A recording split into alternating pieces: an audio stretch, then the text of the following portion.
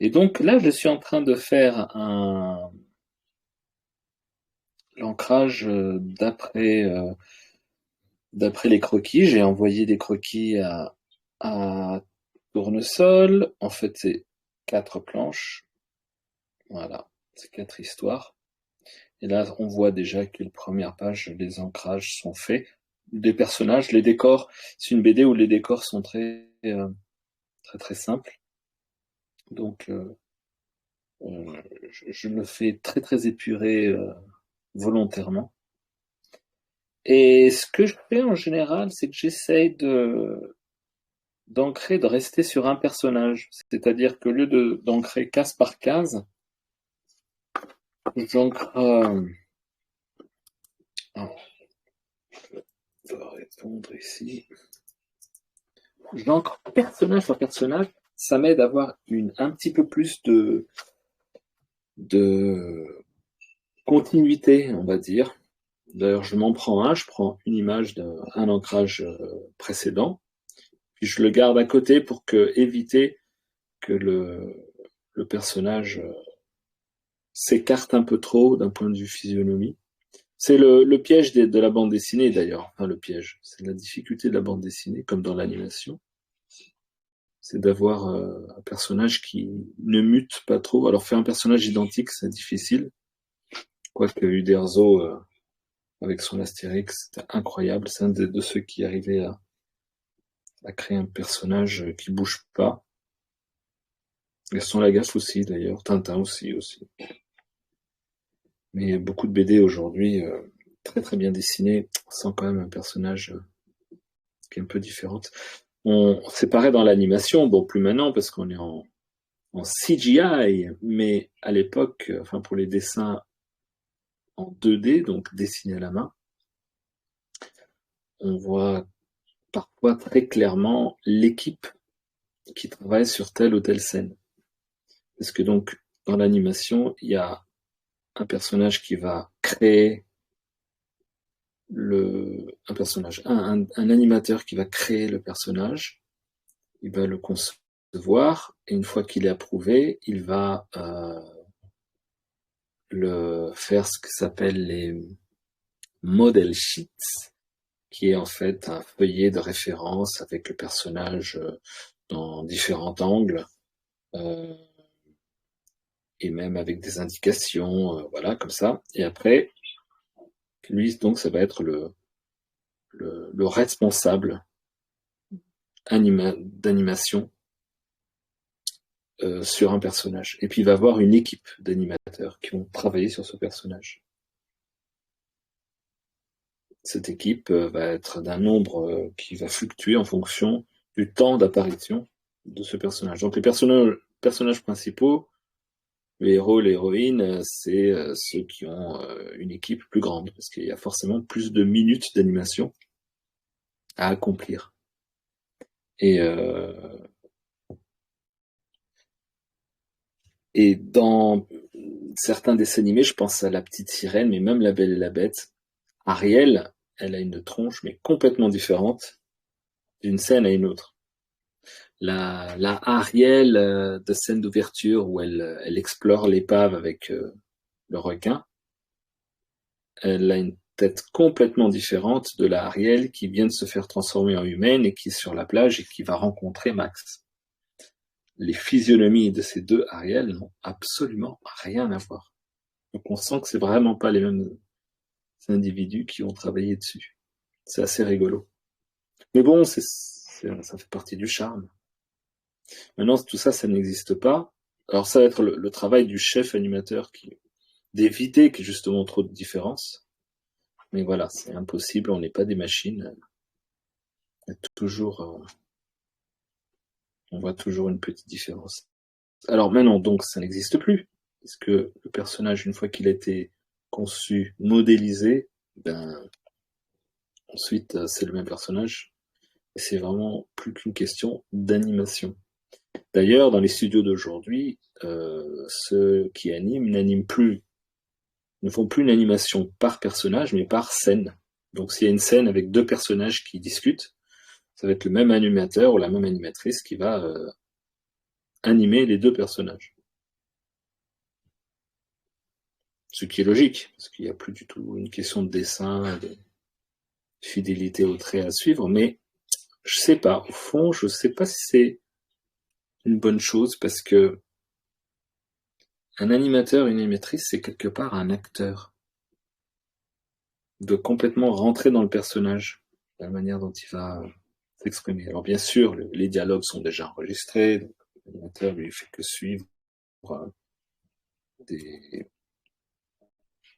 un scénario, un texte. Mais dans le jeu, je pense que si un personnage, un animateur ou une animatrice reste sur le même personnage sur tout le long de la production, je me demande si ça serait pas un peu mieux en termes de résultats. Bon, en termes de logistique, ça doit être beaucoup plus pratique, donc voilà quoi.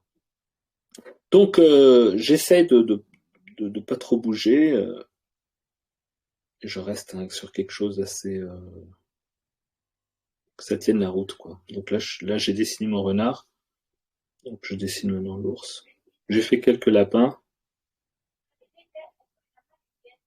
et juste pour le comme c'est un lapin, c'est la première fois que je le dessine. Il est pas apparu dans les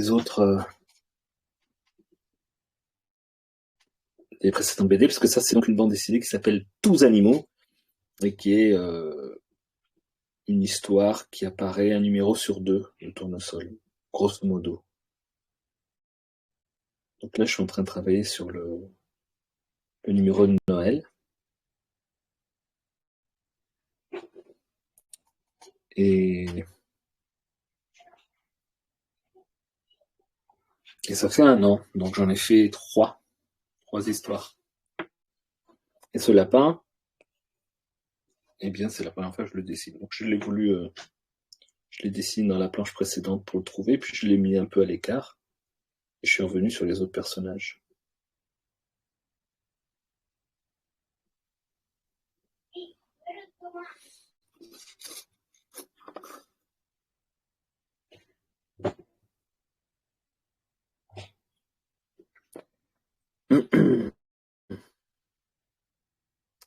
Et dans cette bande dessinée, en fait, de 4 pages, le, comment ça s'appelle, le layout, on dit en français, c'est un petit peu la mise en scène de l'aventure. Elle est un peu particulière parce que pendant 3 planches, on reste sur les mêmes personnages. C'est une scène, en fait, en termes d'animation. Et la dernière, on va sur une autre scène, avec d'autres personnages. Donc en fait, cette histoire de dessiner le même personnage se fait sur 3 planches. Et puis sur la quatrième, ça sera simple, c'est 2 autres personnages qu'on n'a pas vus dans les 3 premières. Donc je vais traiter ça de manière un peu séparée. Voilà. C'est pour ça que là, j'ai sur celui-là, sur la quatrième, je n'ai fait que les textes.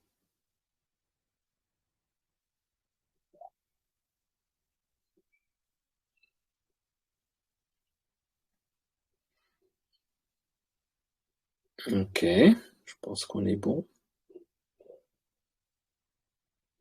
Et là, mon ours, on le revoit que ici. Alors je vais me récupérer mon ours référence que j'effacerai et je me le. Oups, qu'est-ce que je suis en train de faire? Et je vais me le. Voilà, je vais me déplacer ici pour que je puisse mieux le voir. Alors là, je me balade de calque en calque, c'est parce que je ne l'ai pas verrouillé.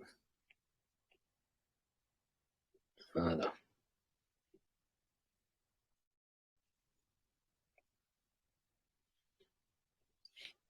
Alors, je suis en train d'expérimenter sur Tournesol. Je ne le dis à personne, mais je profite de mon travail pour Tournesol pour faire des expériences, pour tester des choses. Alors des fois, je teste tout seul et puis je vois que ça marche pas, je laisse tomber. Et puis il y a d'autres trucs, je me dis bon bah essayons. Et ce que je fais ici, c'est en fait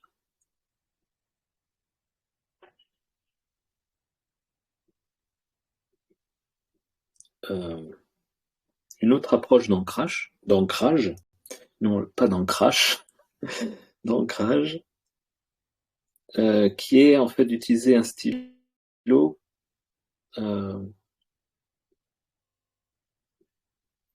enfin une pointe sans variation de trait. D'habitude, j'utilise un trait qui va faire, voilà, un trait qui va être faire comme ça. Bah, tiens, par exemple, je vais refaire cet ancrage juste pour le fun. Cette tête-là,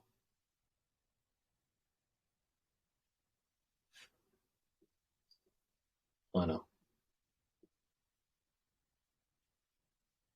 Ça va être vraiment un peu comme un pinceau. Donc là, il est fin.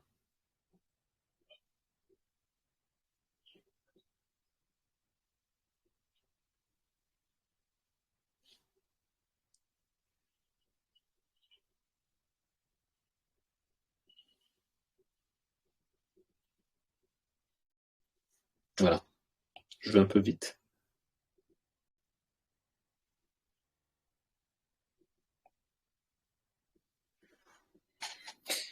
C'est deux traits différents. Et là, j'expérimente un autre trait, une autre approche qui semble plus simpliste, moins marquant. C'est marrant, je dis marquant quand je reprends mon stylo qui s'appelle marqueur. Mais, euh, mais justement, je dis ah non, c'est nul ça, les marqueurs, je veux le pinceau. Et donc j'ai toujours travaillé toute ma vie sur les pinceaux. Ah, c'est nul les marqueurs. C'est-à-dire avoir aucune variation de trait. Si j'appuie lentement ou fort, la pression, il y a une petite variation, mais très faible. Faible, fort. Très très faible, pour avoir juste un petit côté organique. C'est comme les gels, quoi, les stylogels. Ça réplique un petit peu le même rendu. Et donc toute ma vie, par défaut, j'ai dit, ben c'est nul. Ça, c'est beaucoup plus joli. Et en fait, en lisant des BD, euh,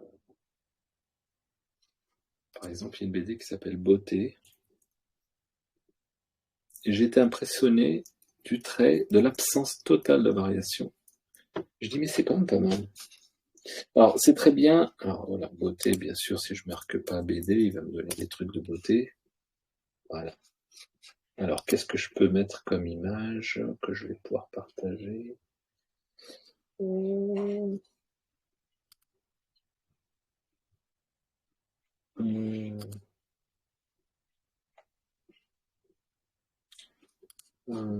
c'est pas de la bonne qualité.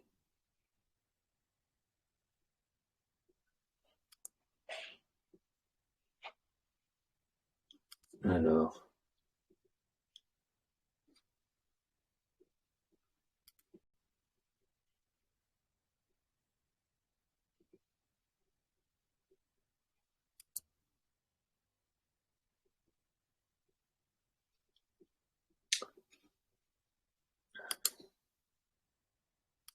il n'y a pas vraiment de planche spectaculaire, mais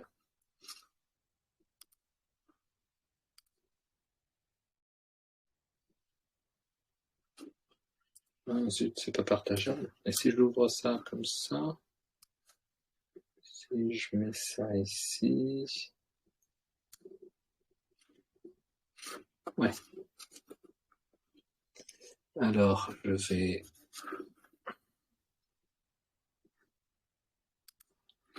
changer de partage et je vais partager ça. Voilà. Est-ce que je peux zoomer? Ouais, c'est cool. Et ça, voilà. Donc ça, c'est une bande dessinée. Alors, c'est pas la planche la plus spectaculaire, mais j'ai trouvé, voilà, ça c'est bon, là c'est bien pixelisé, pas de très bonne résolution, mais on voit une absence totale d'épaisseur de trait, même, je dirais, entre le premier et l'arrière-plan. En général, parce qu'en premier plan, le trait doit être plus épais, et en arrière-plan, moins épais.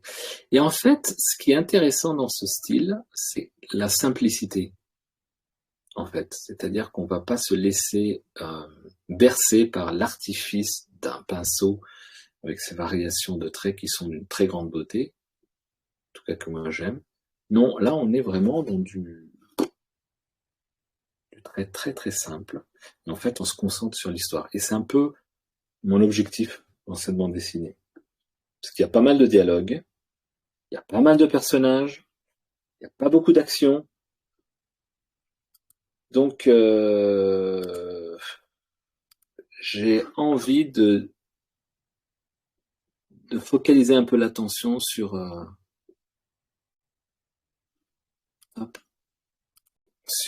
l'histoire. Et donc, j'accepte de sacrifier, entre guillemets, mais c'est pas vrai, un vrai sacrifice.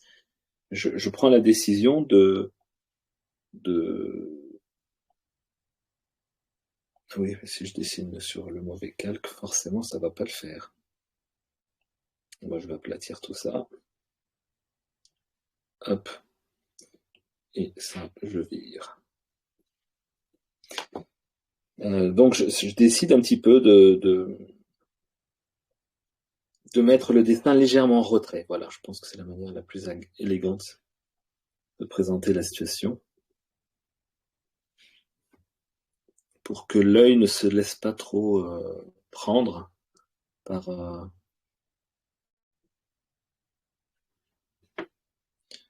par le dessin, par le trait.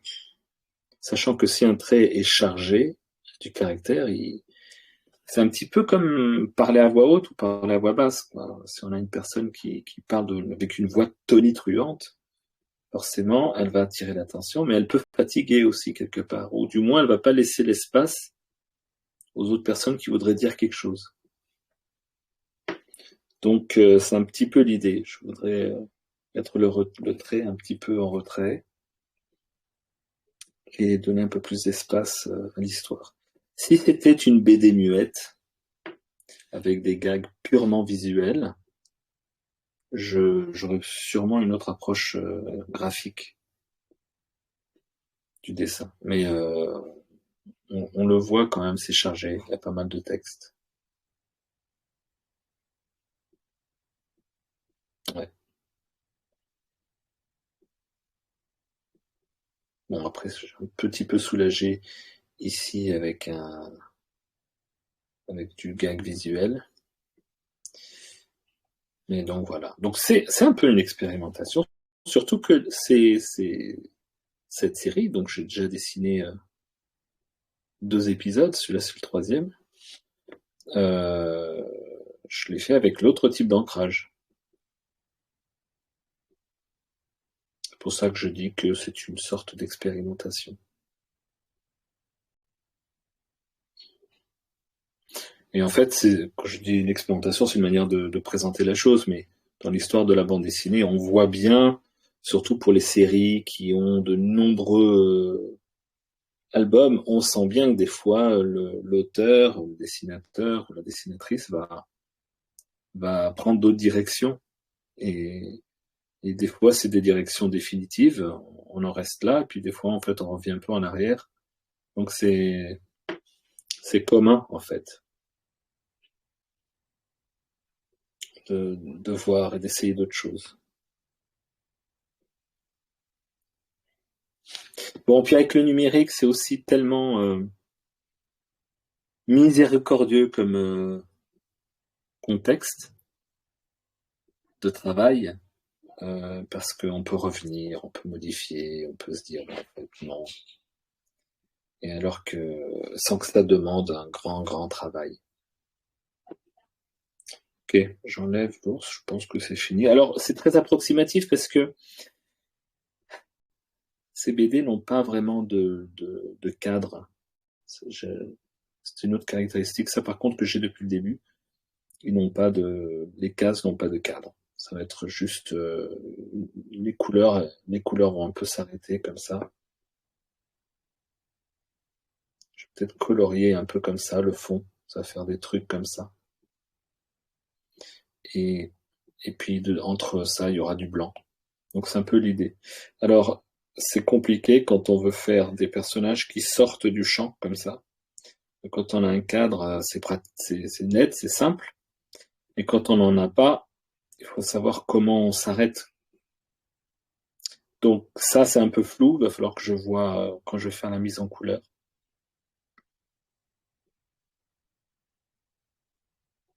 Mais voilà, le truc que j'ai oublié, c'est que dans ce plan-là, on est vraiment à ras du sol. Parce qu'on a le renard à ras du sol. Donc il faut que le pied soit à la hauteur de la main du renard. Mais surtout, il faut que je change. Il faut bien comprendre la ligne d'horizon.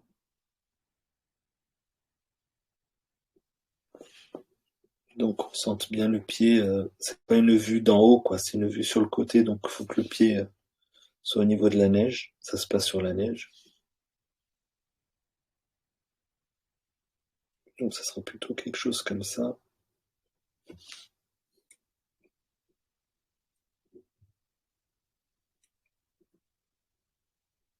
Voilà.